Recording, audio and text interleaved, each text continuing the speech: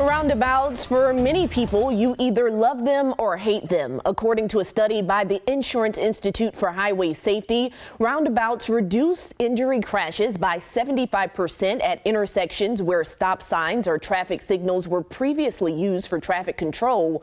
Our latest Send Shanté request is from our viewer Jonna, talking about the Lake Stevens roundabout at Frontier Village. So I went to Snohomish County, and it wasn't hard to get opinions on it. Lattes aren't the only thing brewing at Union Coffee Bar in Lake Stevens.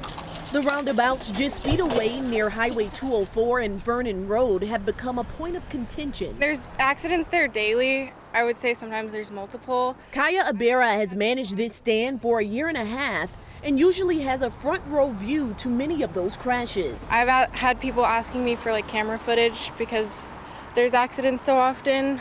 And it looks like people just don't really know how to use it because it's kind of confusing.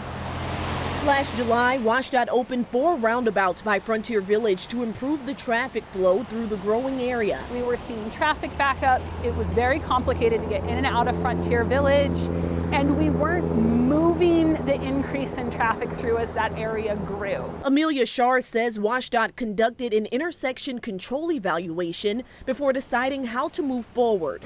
I don't really think it was that bad. I grew up here, so I've seen it 10, 15 years ago. It worked fine, I thought, and then they added in all the roundabouts, and I feel like during rush hour, 5 o'clock or so, it's just awful. Shar admits there was a learning curve for drivers the first few months. Now we are seeing the great results. People have gotten used to them. They have learned how to drive through them. And everything I hear and see now is that traffic is moving more smoothly through that area.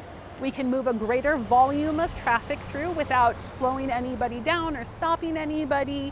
And we are seeing the reduction in serious accidents that we had hoped to see. According to the data I requested from the Lake Stevens Police Department, there were 43 crashes near the intersection in 2022. That number nearly quadrupled to 162 in 2023, with the majority of the crashes happening after the roundabout opened. And through the first 4 months of this year, 92 crashes have been reported. However, the severity of the crashes aren't known. 25 years in Lake Stevens, and the roundabout's been nothing but a pain. I see accidents all the time, and people just get confused. They don't know which direction to go. Even though they have the arrows pointing in the direction, it's still really confusing for people. Everyone can agree drivers seem to face confusion with how to use the 2-lane roundabouts. It definitely takes some decision making to make it through those roundabouts safely and effectively. WashDOT added more signs in the area, but Kaya says it's still something she avoids. I'll take a long ways to get around because I've just seen so many people get in accidents.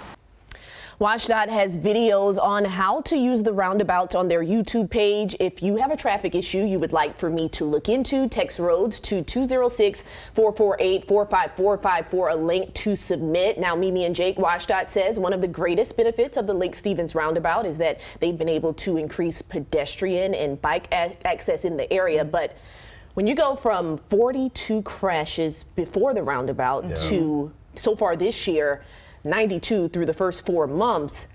Something's not working. Yeah. Obviously. Yeah. It seems like society knows about roundabouts, but this is a different kind of roundabout, right? This is getting used to a different arrangement, right? You talk about this. It's a 2-lane roundabout, so most of us are probably used to 1 lane. And so one thing that I was told by the engineer is you have to be very intentional about where you want to go before you even hop in there. So if you know you want to go over to the Safeway and that Ulta, you need to make sure you're in that far lane. But I think for some people, you're in the center lane, and then you're trying to make that move really fast instead of just going around one more time. And I think sometimes it's hard to see somebody in your blind spot when you're going in a circle. When you're at a curve. You're at a curve, right? And then you're making a move and not really thinking about it, maybe not putting on your signal or seeing that there's a car next to you, and that's probably when those crashes happen.